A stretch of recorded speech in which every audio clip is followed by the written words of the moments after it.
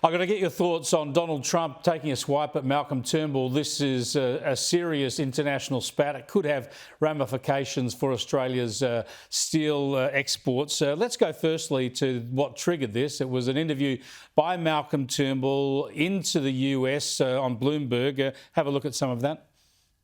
Trump does not subscribe to the same values that we have in the past shared with America. He doesn't have a commitment to the international rule of law, that's obvious. Doesn't care about treaties or alliances. He's got a free trade agreement with Canada and Mexico, which he entered into, by the way. He signed it. Then he's just walked away from that. So also in that interview, Malcolm Turnbull referred to this issue of whether Australia can get exemptions on steel tariffs.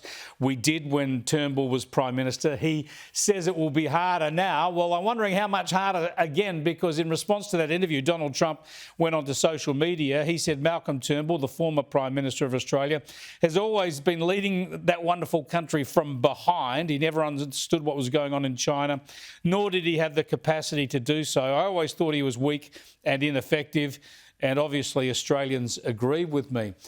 Zoe McKenzie, does this make it even more unlikely that Australia will get an exemption on steel tariffs, or would Donald Trump, as unpredictable as he is, give us the exemptions to spite Malcolm Turnbull?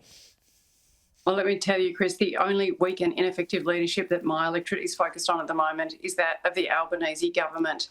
We've got 2 days now until we know whether we are or are not going to be affected by these tariffs. It is directly relevant to my electorate. I have blue scope in my electorate about 80 kilometres across the other side on the western port side of my electorate.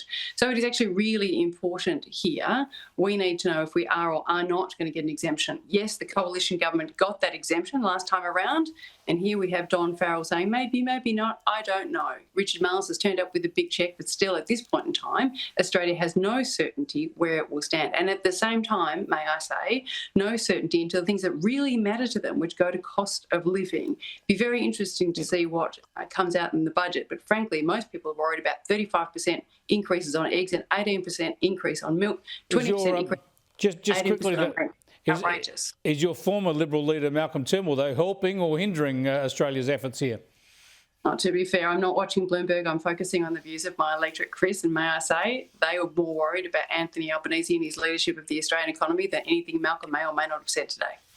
Well, thanks for joining us, Zoe. Zoe McKenzie there in Flinders. We'll keep on that issue because, as Zoe McKenzie said there, we should know in a couple of days whether or not Australia has managed to get that exemption.